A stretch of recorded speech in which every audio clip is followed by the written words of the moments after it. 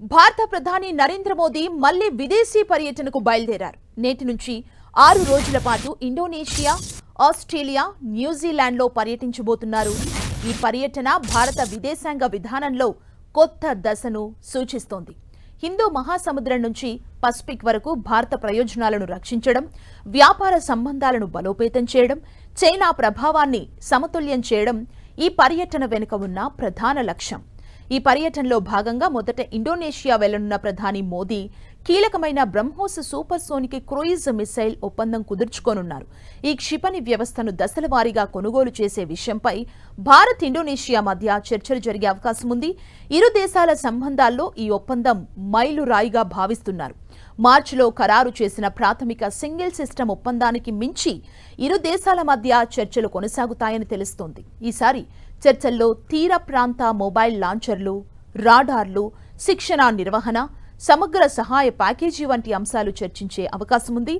ఇండోనేషియాకు క్షిపణి మాత్రమే కాకుండా దాని పూర్తి భద్రతా నిర్వహణ వ్యవస్థల్ని కూడా అప్పగించనున్నారు. భారత బ్రహ్మోస్ క్షిపణి ఎగుమతులు ఇండో పసిఫిక్ ప్రాంతంలో భారత దౌత్యానికి కీలకం కానున్నాయి.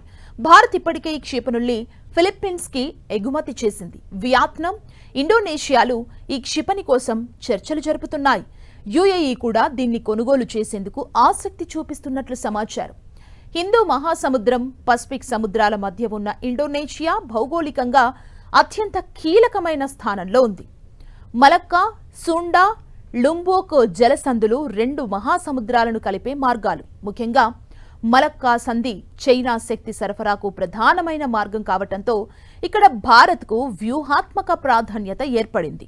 అండమాన్ నికోబార్ దీవుల్లో గ్రేటర్ నికోబార్ ప్రాజెక్టు ద్వారా భారత్ ఈ ప్రాంతంపై నిఘా పెంచుతోంది. ఇండోనేషియాతో రక్షణ సహకారం బలపడుతోంది.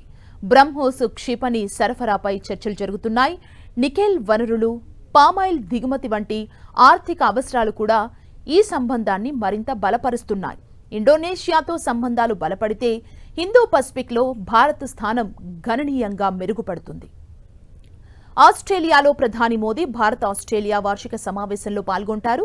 సీఈఓల సమావేశం, విద్యార్థుల సంబంధిత చర్చలు కూడా జరగనున్నాయి.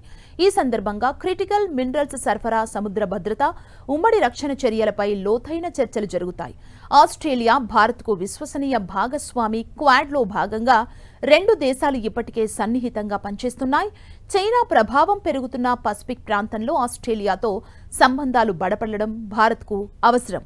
వాణిజ్యం, విద్య, రక్షణ రంగాల్లో సహకారం పెంచడం ఈ పర్యటనలో ప్రధాన లక్ష్యం. న్యూజిలాండ్కి 40 ఏళ్ల తర్వాత భారత ప్రధాని వెళ్లబోతున్నారు.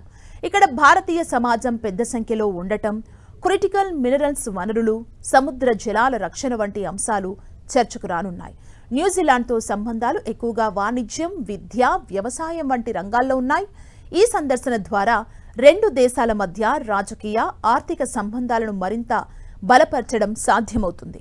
పసిఫిక్ ప్రాంతంలో భారత ప్రభావాన్ని విస్తరించడంలో న్యూజిలాండ్ కూడా ముఖ్యమైన భాగస్వామి కావచ్చు. ఇండోనేషియా, ఆస్ట్రేలియా, న్యూజిలాండ్ పర్యటన ద్వారా పసిఫిక్ వైపు భారత్ తన స్థానాన్ని బలపరుస్తోంది.